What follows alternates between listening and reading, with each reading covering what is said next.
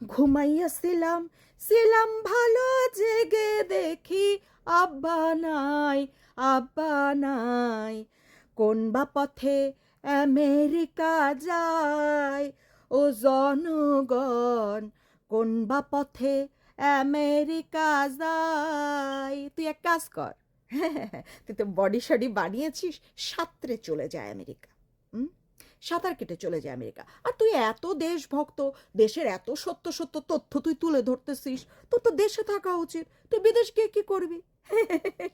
ওরে নিমো খারাম, আলিমের ঘরে জালিম সোহেল তাজ। কেমন লাগলো রে? ওই যে আরেকটা শুদ্ধ ভাষার পাঠ্য, কি জানো, আন্দালিপ, তারে দিছিল না বাস। হ্যাঁ, সে তো সংসদে দাঁড়ায় নুনুসের সেই প্রশংসা করেছিল, ওরে বাপ রে বাপ, নুনুস যেন তার দ্বিতীয় আব্বা হয়ে গেছিল। তারপর দিছে তারে বাস, সেই বাসটা দিছে, যাইতে দেয় না হের বউরে বিদেশে। এর বউ যদি বিদেশে গিয়ে বিশাল রাজনীতিবিদ হয়ে যায়, দিবে না যাইতে। এখন আসছে হচ্ছে আমাদের আর এক বিশিষ্ট নিমক হারাম, আলিমের ঘরে জালিম সোহেল তাজ। ছি, মানে তোদের মতন সন্তানগুলারে কয়দিন পরে দেখবি জুতা পিটা করবে, নাহলে মুখে এসব থুতো অবশ্যই দিয়ে যাবে। ঠিক আছে, থুতু তো তুই অবশ্যই খাবি নিশ্চিত। এই 14টা মাসে সোহেল তাজের কাজগুলা খালি খেয়াল করেন। নুনুসের সাথে সে সাক্ষাৎকার করতে চলে গেছে, বই দিতে গেছে, সেই প্রেম, হ্যাঁ, যত রকম শেখ হাসিনার নামে আজে বাজে। আচ্ছা আচ্ছা বাবা, ঠিক আছে, তুই তারে পছন্দ করিস না, আচ্ছা খুবই ভালো কথা। পছন্দ নাই হতে পারে, সবার পছন্দ হয় না, তো বাজে কথা বলার অধিকার বা শিক্ষা তোকে কে দিল? হুম, তোর মুখে যেগুলা মানায় না, তুই আর তোর বোন মিলা লাগামহীন ভাবে আজে বাজে কথাগুলা বইলা গেছিস। হ্যাঁ, ভুলে যাস শেখ হাসিনার অবদান, ভুলে যাস তোদের পরিবারের উপর। হ্যাঁ, শেখ হাসিনা খালি সেই তোর বাপের উপর সম্মানটা সে মনে রাখতে দেখে তোদেরকে কিছু করে নাই, নলে তোদের মতন এই সব জারদ সন্তানের টাইনা ছিঁড়ে ফেলা শেখ হাসিনার কোনো ব্যাপার ছিল? হ্যাঁ, কোনো ব্যাপার ছিল? যাই হোক, তো এখন কেমন লাগতেছে? কেমন লাগতেছে? মানে কত যে অকথ্য ভাষা সে ব্যবহার করছে, এই সেই দিনের মানে কি বলবো, এটাকে কি বলা যায়, গাঞ্জাখোর।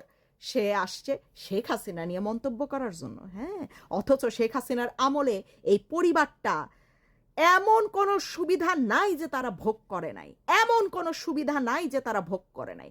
এত বেইমান কেমনে হচ্ছে? এই সুবিধা ভোগের জন্য তো সামান্য লজ্জা শরম থাইকা চুপ থাকা উচিত ছিল। লজ্জা শরমটাও কি জিমে দিয়ে আইসা পড়ছস? হ্যাঁ, লজ্জা শরমকে জিমে কাপড় কাপড় যখন চেঞ্জ করছ তখন লজ্জা শরমও খুললে ওখানে আর রাইখা আসছস, আর আনতে ভুলে ভুলে গেছস, পরে গিয়ে দেখো লজ্জা শরম চুরি হয়ে গেছে, এরকম কিছু? এই হারামজাদা, এখন কেমন লাগে রে? হুম, হ্যাঁ, তোর তোর বাপের শ্রদ্ধা বাপের কাছে, হ্যাঁ, তোর শ্রদ্ধা তোরে দেখাই, কেমন লাগে? হ্যাঁ, ওই যে ইয়া বলে না, নুনুস বলে না যে এই শেখ হাসিনার কারণেই নাকি বঙ্গবন্ধুর এই অবস্থা। এখন তোর কারণে তোর বাপরে শাস্তি দেওয়া হবে নাকি বল? তোর কারণে তোর বাপরে গালাগালি করা হবে? তোর কারণে তোর বাপরে কবর থেকে উঠাই নিয়ে আসা শাস্তি দেওয়া হবে? বল, তুই বল, তুই বল। হ্যাঁ, তুই তো আবার এই এই সরকারের খুব পাচাটা গোলাম। ঠিক আছে, তো তুই এই সরকারের আইন অনুযায়ী আমরা করি, তোর সাথে যা করার দরকার নাকি? বডি বিল্ডার আসছে, 50 বছর বয়সে করছে 7টা বিয়া, নিমক হারাম বদমাইশ কোথাকার। মানে এই 24টা আসলে হওয়া দরকার ছিল, 24টা না হইলে এই বদমাইশ আর জারজ সন্তানগুলার তো চেনা যাইতো না। যাইতো কি? যাইতো না। এগুলা সারা জীবন আওয়ামী লীগের সুবিধা নিতে থাকতো, আর আওয়ামী লীগ এদেরকে বাহ বাহ বাহ বাহ করতে থাকতো। আসলে তো এদের বাহ বাহ করার কিছু নাই, আছে কি? নাই। ঠিক আছে, এখন এই যে আন্দালিব পার্থ, তারপর হচ্ছে এই যে সোহেল তাজ, তারপর আরেকটা কি যেন একটা আছে, এদের শাস্তি দেখার জন্য মাঝে মাঝে মনটা চায় যে নুনুস তুমি থাকো, 100 বর্ষ পর্যন্ত তুমি বাংলাদেশের দায়িত্বে থাকো, খুব মনটাই চায়। আবার জনগণের কষ্টের কথা চিন্তা করে, এই যে জনগণের এত এত টাকাগুলা কেমনে নষ্ট করতেছে, এটা চিন্তা করলে মনে হয় যে তুই এক্ষুনি সিট গদি সার, নুনুস তুই এক্ষুনি গদি সার। এই হচ্ছে সমস্যা। নাহলে এই ব্যাটাটা যদি আসলে মানে ইমানদার হইতো, ঠিক আছে, মুসলিম তো সে না, যদি ইমানদার হইতো তাহলে তো জনগণের টাকা পয়সা এমনে নষ্ট করতে পারতো না। এই 14 মাসে জনগণের জন্য কিচ্ছু তৈরি হয় নাই বাংলাদেশে, কিছুই তৈরি হয় নাই, কিন্তু $112 বিলিয়ন হচ্ছে ঋণ।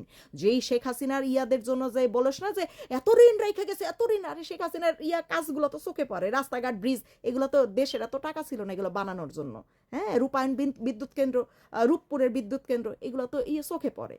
এই নুনুস কি করছে 14 মাসে? তার $112 বিলিয়ন কেমনে ঋণ হয়? কি করছে এগুলা? হ্যাঁ, তো এই হচ্ছে তফাৎ। তফাৎ বুঝবেন, মূর্খের দল তো, শিক্ষাগত যোগ্যতা নাই তো, তাই ফাল পারেন বেশি। একটু কম ফাল পাইরা মগজে গোবর না ঢাইলা একটু মগজটারে কাজে লাগান। আর যদি মাথা ভর্তি গোবর থাকে তাহলে লাউ গাছ লাগাই দেন মাথায়, তাহলে দেখবেন শিম গাছ, লাউ গাছ হেবি বড় হবে, ওগুলা বেচা খাবেন। সবজির দাম নাকি অনেক বেশি, ওগুলা বেচে বেচে খাবেন, ঠিক আছে? আরো দরকার এই সোহেল তাজের শাস্তি, আরো দরকার। এই বাংলাদেশে যারা আছেন এগুলার থুতু মারেন এগুলার মুখে,